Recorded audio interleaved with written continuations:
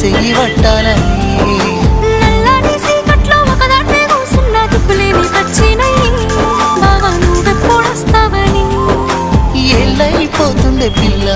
ఎన్నెలొచ్చింది మన బతుకులా ఏలైపోతుంది పిల్ల ఏలు వట్టంగా వస్తున్నాయా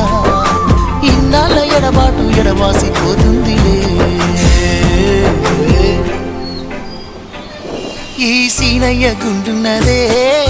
సినదారా నీ కోసము ఈ దూరాన్ని చెరుపుతూ తీరాల తెగిరింది అందాల ఈ మనము